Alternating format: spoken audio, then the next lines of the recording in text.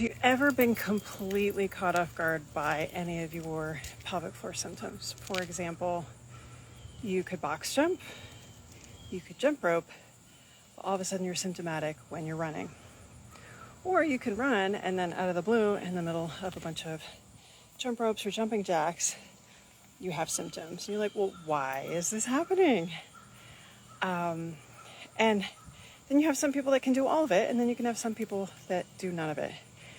I do think at some point, someday, we are going to have subcategories of symptoms for prolapse, symptoms for leakage, where we say it's more activity dependent, because there are some differences, not only with like muscle strategies and vertical reaction forces, but just like differences, period. And this is the case because there isn't always carryover. Just because you can jump rope doesn't mean you can run, and vice versa. And it gets really confusing if you're like, oh, impact's impact. It's not. And I think it's important to think about specificity of training. And so a post that I put up today, basically it was like, talking about speed work. If you want to go fast and not leak, you have to train for it. Why? Because the impact forces are different. You have to turn over certain movements quicker. It requires a different muscle strategy. You're calling on your fast twitch muscle fibers a lot more than you are your slow twitch muscle fibers. There's just a lot of different things that occur with quicker movements like sprinting. So sprinting to run across a playground to catch a kid who's trying to run into the street or escape the playground, little things like that.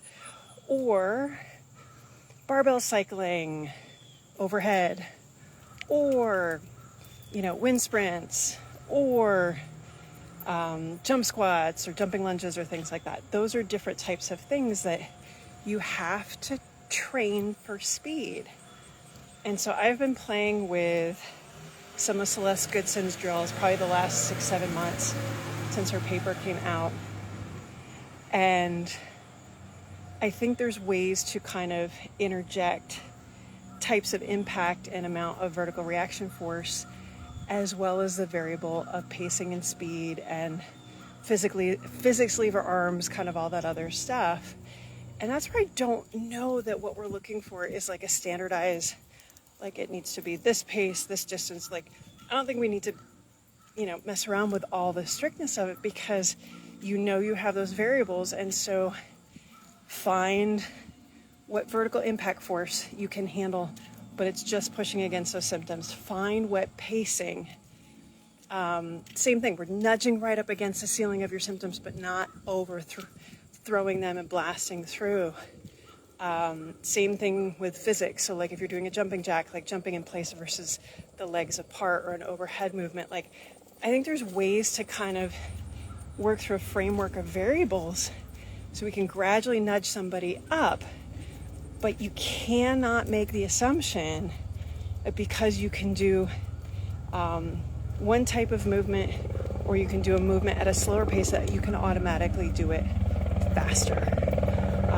And I think we really need to get better about, flyover. We really need to get better about specificity of training.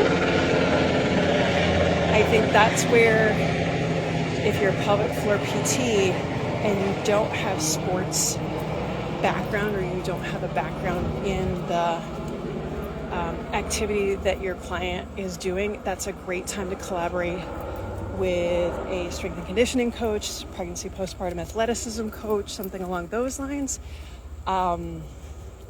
Or if you're a patient, try and find that like mashup of somebody that understands what you're trying to do. Like if you're a runner, your run coach, and who gets your programming, or your pelvic floor PT who understands your run programming.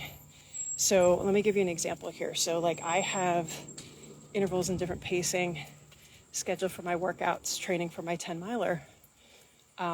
There's no way I could handle that if I couldn't run faster. And this is where the catch is. Like, if I want to run a 10-miler and do well, one of the things that I need to include in my training is speed work. So it's not just, okay, can you run 10 miles? If I want to do it efficiently, I've got to, be able to handle the interval work. I've got to be able to kind of navigate all this stuff. Abby, she hates UPS trucks. So again, back to specificity. So I would really love to hear from you guys if you are trying to work on some of these things, because anything fast you're having symptoms with, like, is the person that you're working with, are they introducing speed work, plyometrics, agility sorts of things? Are they introducing that in your workouts? And if you're a coach or trainer or physio, are you using these things to get more specific in your training? Because if it's missing, we need to include it. So I would love to hear kind of what you guys are doing. This is something that just inherently I've sort of started to integrate a lot more the last year or so.